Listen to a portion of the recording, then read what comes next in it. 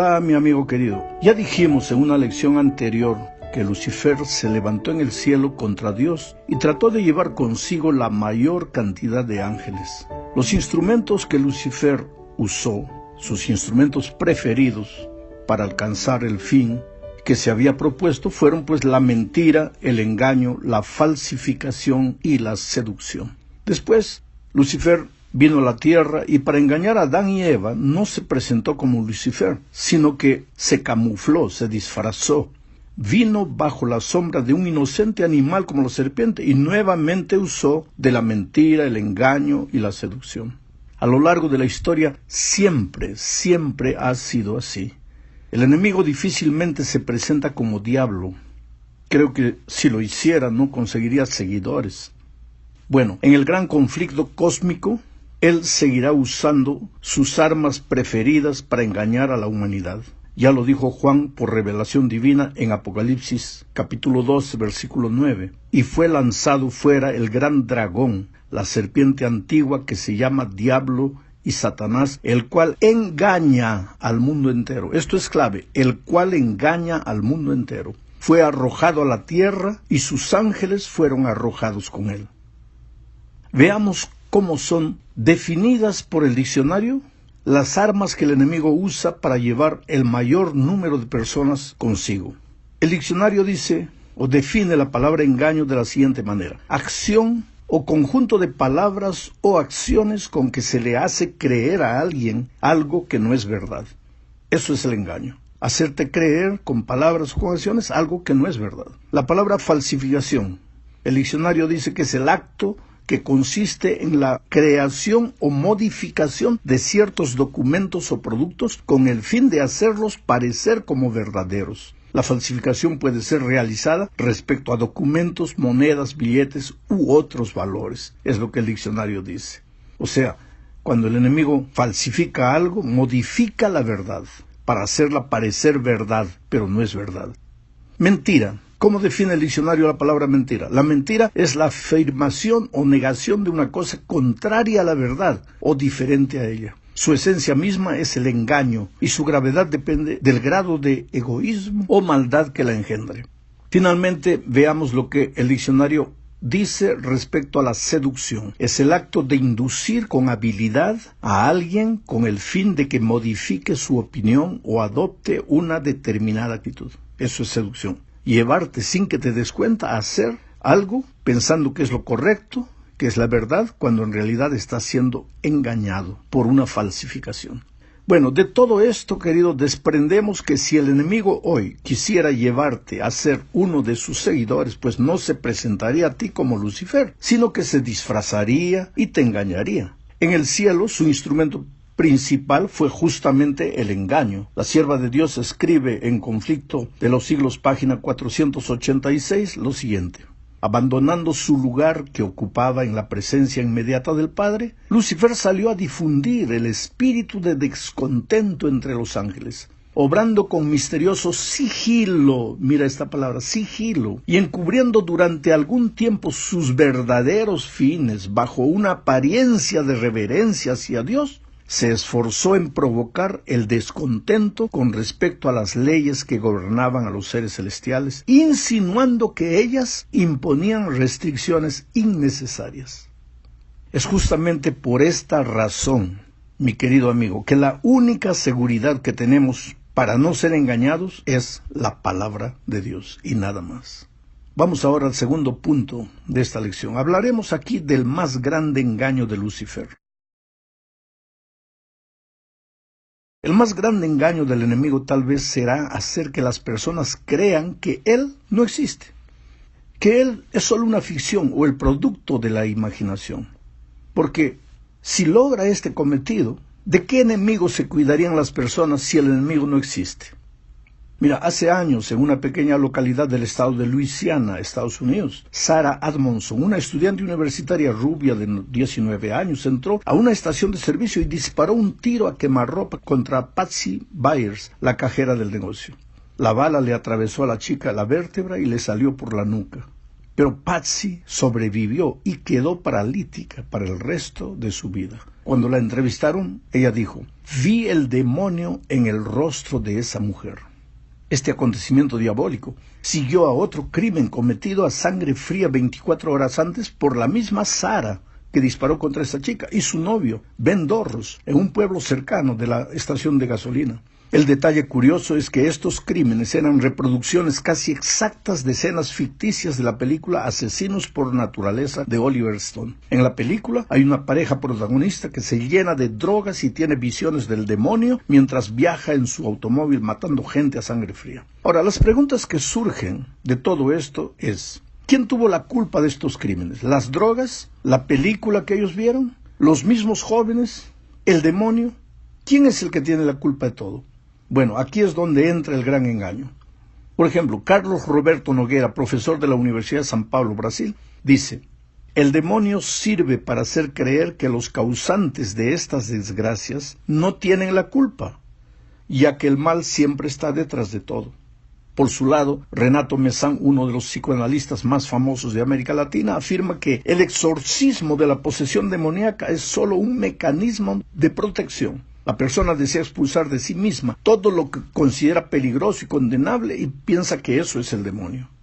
Las declaraciones de estos dos estudiosos nos muestran lo que la gran mayoría piensa hoy acerca del demonio. Es solo una idea, una fuerza, un mecanismo de defensa, como dice Mesán. Pero, ¿qué dice la Escritura respecto al demonio? Veamos, la Biblia es categórica cuando afirma que el demonio es un ser real y personal, y no solo una idea o una fuerza motivadora del mal. Confirma lo que está escrito. Apocalipsis 12:12 dice: el diablo ha descendido a vosotros con gran ira, sabiendo que tiene poco tiempo. No hay duda.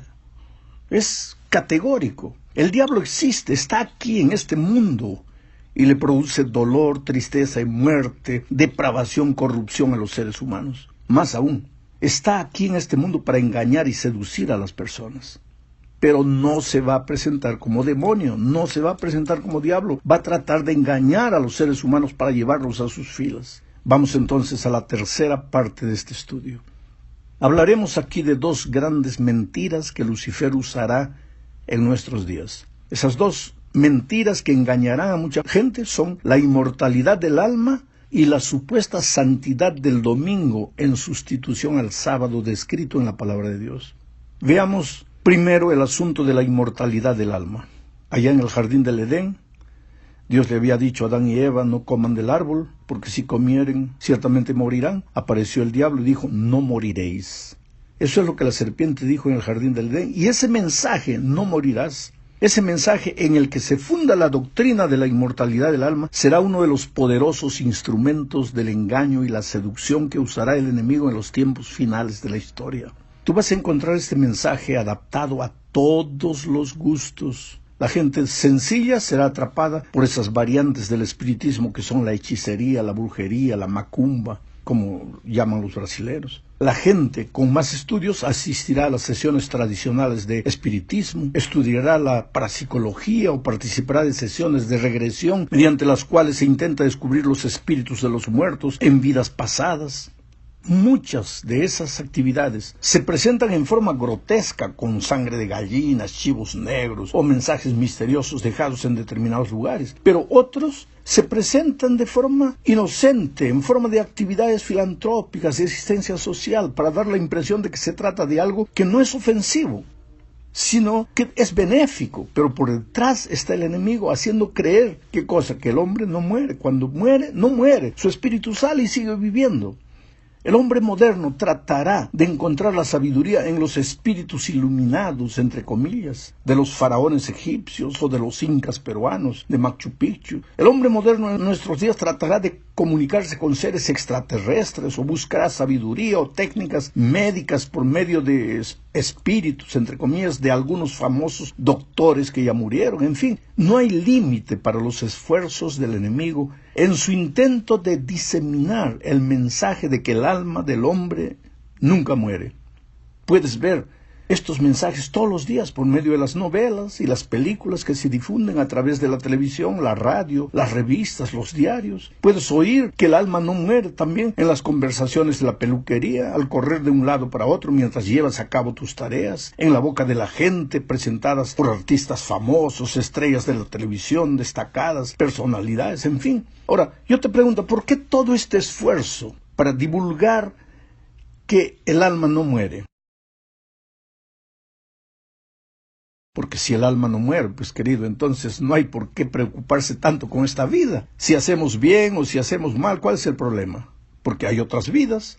¿Para qué sirve la salvación en Cristo o la obediencia a la palabra de Dios si disponemos de toda la eternidad para seguir evolucionando? ¿Te das cuenta? Las Escrituras enseñan claramente que solo en Cristo hay inmortalidad. Pero el enemigo enseña que la inmortalidad está en el ser humano. Las Escrituras siempre intentan conducir al ser humano a adorar a Dios. El enemigo trata de que el ser humano adore a cualquier cosa, menos a Dios. Las Escrituras enseñan claramente que cuando alguien muere, su cuerpo vuelve a la tierra y el soplo de vida regresa a Dios. La misma persona ya no tiene más conciencia a partir de ese momento. No se trata de que los espíritus de los malos vayan al infierno, o que de los buenos vayan al paraíso, o los que no son tan buenos vayan al purgatorio, de los niños vayan al limbo, o que el espíritu del hombre que muere está deambulando por ahí a la espera de reencarnarse en otras formas de vida. No es nada de eso. Todo eso es engaño, es la falsificación de la verdad. Sin embargo, existen personas sinceras que inclusive con las Escrituras en la mano no logran entender estas contundentes verdades. Vamos a la cuarta parte de este estudio. La otra mentira del enemigo tiene que ver con la supuesta santidad del domingo. Al sustituir la santidad del sábado por el domingo, uno de los objetivos del enemigo es destruir el concepto de la creación, porque la santidad del sábado está relacionada estrechamente con el poder creador de Dios y con la semana literal de la creación. Leamos, por ejemplo, Génesis 2, 1 al 3. Así fueron terminados los cielos y la tierra y todo lo que existe. Dios terminó en el día séptimo la obra que hizo, y en ese día reposó de toda su obra. Está hablando del sábado. Y Dios bendijo al día séptimo y lo santificó, porque en ese día reposó de toda su obra. ¿Percibes que el sábado es el monumento de la creación? Bueno, ahora leamos el cuarto mandamiento que habla del sábado. Éxodo 20, 8 al 11 dice, te acordarás del día de reposo y lo santificarás. Durante 6 días trabajarás y harás toda tu obra, pero el día séptimo es de reposo en honor del Señor tu Dios. No harás en él ningún trabajo, ni tú, ni tu hijo, ni tu hija, ni tu siervo, ni tu criada, ni tu bestia, ni el extranjero que viva dentro de tus ciudades. Porque yo, el Señor, hice en 6 días los cielos y la tierra. ¿Ves que aquí se vuelve a la creación? Porque yo, el Señor, hice en 6 días los cielos y la tierra, el mar y todo lo que hay en ellos. Pero reposé en el día séptimo. Por eso yo, el Señor, bendije el día de reposo y lo santifiqué. Te das cuenta que el sábado está relacionado con la creación. Y cuando Dios da los 10 mandamientos, relaciona una vez más el sábado con la creación. Nuevamente se le recuerda al hombre que el sábado es el monumento de la creación. Ahora, para rematar todo esto, leamos el último mensaje de Dios al mundo, que está en Apocalipsis 14:7. Dice, teman a Dios y denle honra, porque la hora de su juicio ha llegado. Adoren al que hizo el cielo y la tierra, el mar y los manantiales. Nuevamente remite la atención del ser humano a la creación y al sábado. Ahora, ¿te parece todo esto mera coincidencia? No, está escrito y está escrito con toda claridad. La teoría de la evolución no existiría si el ser humano no hubiera dejado de guardar el sábado como era el plan de Dios desde el principio. Bueno, llegamos al fin de este estudio hablando de la falsificación de la Trinidad. ¿Sabes? El otro día alguien me dijo, yo no creo en la Trinidad. A ver, usted convénzame de que el Espíritu Santo existe. No, querido, yo no convenzo a nadie de nada. Quien convence es el Espíritu Santo, y Él convencerá al mundo de pecado, dijo Jesús. Quien convence es el Espíritu Santo. Y si tú no crees en el Espíritu Santo, entonces pues ya no hay nadie que te pueda convencer. ¿Cómo es que yo te voy a convencer? Pero el concepto de la naturaleza trinitaria de Dios se encuentra en toda la Biblia. Sin embargo, en el contexto de los engaños de los últimos tiempos, el libro de Apocalipsis, en el capítulo 13, revela una falsa Trinidad, así como el Padre, el Hijo y el Espíritu Santo. Apocalipsis 13 revela una falsa Trinidad, 3 poderes. Esta falsa Trinidad en Apocalipsis 13 está compuesta por el dragón, que representa uno de esos poderes, la bestia que sube del mar y la bestia que sube de la tierra. Mira lo que dice Apocalipsis 13, 1 y 2. Y el dragón se detuvo a la orilla del mar. Entonces vi que del mar subía una bestia que tiene 7 cabezas y 10 cuernos. En cada cuerno llevaba una diadema y en cada cabeza tenía un nombre blasfemo. La bestia que vi parecía un leopardo, sus patas parecían las de un oso y sus fauces eran como las de un león. El dragón cedió a la bestia su poder. El dragón cedió a la bestia su poder y su trono y gran autoridad. ¿Quién es el dragón? El dragón aquí aparece como una falsificación del Padre, por el hecho de que evidentemente tiene poder, y le da ese poder y esa autoridad y un trono a la bestia que sube del mar. Este dragón, sin duda ninguna, es el enemigo, es el diablo. Y este enemigo le da el poder y la autoridad a la bestia que sube del mar, que es un poder también. Este poder es la falsificación de Cristo. ¿Por qué este segundo poder podría ser una falsificación de Cristo? Por una simple razón. Y esa razón está presentada en Apocalipsis 13, 3 al 5. Dice: una de sus cabezas parecía tener una herida mortal, pero su herida fue sanada. Toda la gente se llenó de asombro y seguía a la bestia y adoraron al dragón que había dado autoridad a la bestia, y también adoraron a la bestia. Decían: ¿quién puede compararse a la bestia? ¿Quién podrá luchar contra ella? También se le permitió hablar grandes cosas y proferir blasfemias, y se le dio autoridad para hacer y deshacer durante 42 meses. Esta bestia que sube del mar recibe la autoridad del dragón, así como Cristo también recibió la autoridad de su Padre. Y dijo: toda autoridad, cuando Cristo recibió la autoridad del Padre, dijo: toda autoridad me es dada en el cielo y en la tierra. Esa autoridad venía del Padre al Hijo. Pero en el caso de la bestia, su autoridad viene del dragón. Esta bestia, también como en el caso de Jesús, enfrentó la muerte y después la resurrección. Una de sus cabezas parecía tener una herida mortal, pero su herida fue sanada, dice el texto. Además se presenta esta bestia que sube del mar en el ejercicio de su autoridad durante 42 meses, o sea, 3 años y medio. Es una falsificación profética del ministerio literal de 3 años y medio que Cristo tuvo en la tierra, basado en el principio día por año.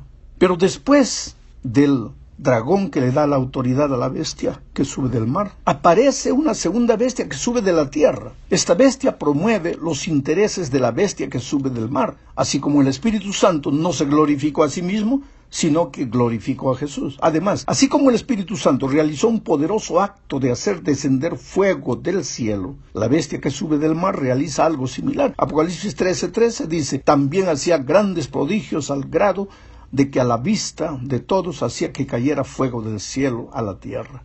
O sea, la bestia que surge de la tierra realiza una falsificación del Pentecostés. ¿Con qué propósito? Para demostrarle al mundo que la falsa Trinidad es el Dios verdadero. Y esa falsa Trinidad está formada por el dragón, por la bestia que sube del mar y por la bestia que sube de la tierra. Todo esto, querido, es apenas la punta de un iceberg. Sería interesante estudiar este asunto a fondo, pero no es posible hacerlo en un comentario de 20 minutos. Sin embargo, lo que tenemos que aprender esta semana es que el enemigo quiere engañar a las personas, y en el tiempo del fin va a engañar, pero no va a venir para engañar como enemigo. Se va a disfrazar, y se va a disfrazar de algo bonito, y mucha gente le va a seguir pensando que está siguiendo a Dios, y sin embargo está siguiendo al enemigo de Dios. Esto es para pensar y para meditar. ¿Y qué tiene que ver esto contigo? Tiene que ver con tu salvación, porque no podrás en el día en que Cristo venga decirle a Jesús: Señor, yo no sabía, porque Él te dejó todo revelado en su palabra. Que Dios te bendiga.